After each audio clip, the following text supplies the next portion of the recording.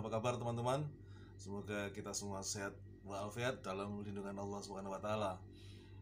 Teman-teman, kembali lagi kita bertemu di dunia maya yang melalui channel Sang Kolonel. Dan pada kesempatan ini saya akan berbagi status-status Facebook teman-teman yang saya anggap cerdas, gahar, dan kritis ya, supaya kita bisa menerima informasi yang lebih berimbang ya. Tak perlu nunggu lama-lama, kita mulai dari statusnya Tony PBS ya. Ini beliau mengambil link dari berita kompas.com, statement dari Menteri Superpower Opung ya, LBP ya. Luhut minta penegak hukum penjarakan mafia pelabuhan ya.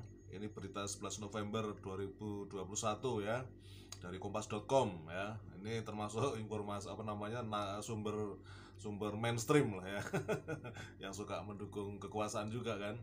Menegaskan, memberitakan Luhut minta penegak hukum penjarakan mafia pelabuhan. Nah, sama Om Tony PBS ini langsung dikasih caption, sekalian sama mafia PCR-nya ya, jangan setengah-setengah pamali.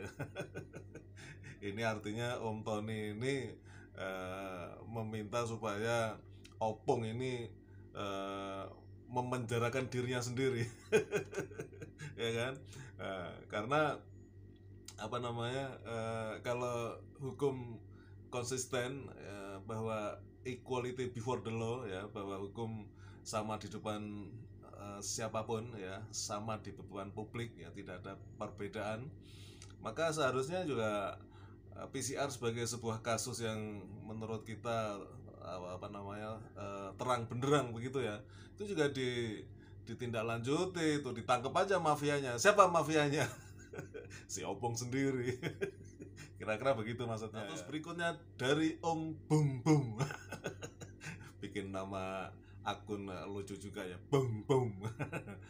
Ya, ini kembali beliau mengutip berita CNN Indonesia. Ini juga corong kekuasaan juga ini ya, CNN ini. Di situ diberitakan Jubir Ma'ruf, maksudnya Mbah Ma'ruf ya, wakil lurah ya. Jubir Ma'ruf jawab kritik patung istana ya kan, terkait dengan patung istana. Wapres sudah jungkir balik. Nah, ini si Om Bum Bum ini membuat caption, gue gaji ratusan juta bukan untuk jungkir balik, cok. Ya, jadi ya, kita seandainya ini sesuatu yang kita ilustrasikan secara nyata, bagaimana beliau itu jungkir balik. Apa enggak keserimpet sarung ya. Ya, jadi lucu juga ini ya. Jadi memang tugasnya juru bicara itu ya membackup bosnya kan gitu kan, tapi dia membuat narasi jungkir balik. Bayangkan ya, Mbah Ma'ruf jungkir balik kayak apa itu. Wah, seru juga kali ya. Berikutnya status dari akun Sultan Iskandar Muda, yang beliau orang Aceh ini, jadi membuat nama akun pahlawan Aceh ya. Ini baru berteman ini ya. Kemudian hari ini beliau membuat status ya kan, kaitannya dengan Aceh mulai bergerak, mantap. Apa ya, hari ini kebetulan pas hari ini nih ya, hari ini Senin 15 November 2021 ya, di Aceh, di Banda Aceh akan di Lok Sumawe ya, akan diadakan seruan aksi ya, dengan tagar KPK periksa Erik Luhut ya. Ini kaitannya dengan PCR nih ya, dengan PCR, bagaimana tidak dua pejabat negara bagian dari pembuat kebijakan, tapi kemudian kebijakan itu untuk kepentingan bisnis mereka sendiri.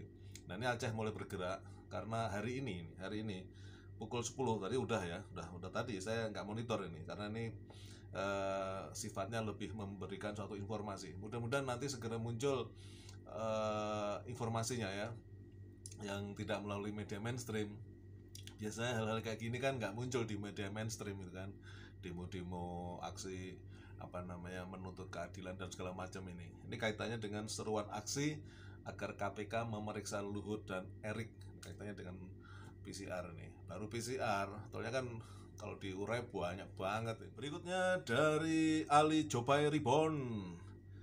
Ini masih berkaitan dengan kemarin ya, apa namanya, sosok yang kemudian membuat pencitraan ya kan, dengan turun ke tengah-tengah sawah dalam keadaan hujan menanam padi. Viral kan, pasti tahu kan maksudnya kan. Nah, ini kaitannya dengan peristiwa tersebut dikomentari oleh Bu Susi Pujiastuti, mantan Menteri Perikanan ya. Mantan Menteri Perikanan dan Kelautan Susi Pujiastuti kembali bertengger di daftar trending Twitter hari ini, Jumat 12 November 2021. Susi menjadi trending usai memberi komentar atas berita tentang Ketua DPR RI Puan Maharani yang menanam padi pada saat hujan deras. Biasanya petani menanam padi tidak hujan-hujanan, tulis Pujiastuti. Ya, ini sebagian saja yang saya baca ya, taruh panjang nanti. Jadi kemarin salah satu teman saya juga mengatakan petani itu nggak berani menanam padi pada saat hujan, bisa kesambar petir, kesambar geledek gitu. Ya, akhirnya ada yang mengatakan, oh ya mudah-mudahan menjadi pertanda si Puan itu kesambar geledek. Kira-kira begitulah. Tapi ini memang sesuatu yang dipaksakan gitu ya. Jadi seolah-olah menjadi sosok yang hero, pahlawan ya kan, pro rakyat ya. Walaupun hujan deras ya kan, walaupun petir menyambar-nyambar, tetap turun ke sawah ya kan, menanam padi biar swasembada pangan. Ternyata yang swasembada adalah swasembada pencitraan ya kan, swasembada foto, swasembada video. Berasnya sendiri impor kan gitu. Ikut status dari Muhammad Nasaruddin. Sebetulnya saya males kalau ada status kemudian di situ ada fotonya apa namanya si munafikun kelas berat yang bersorban itu ya.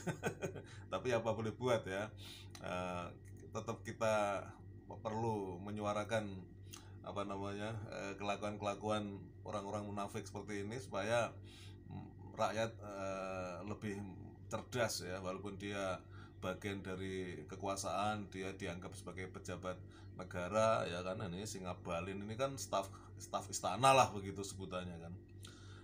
Muhammad Nasaruddin menulis, astagfirullah, penjilat banget nih orang. Nabi itu membawa kebaikan, bukan kebangkrutan, bang.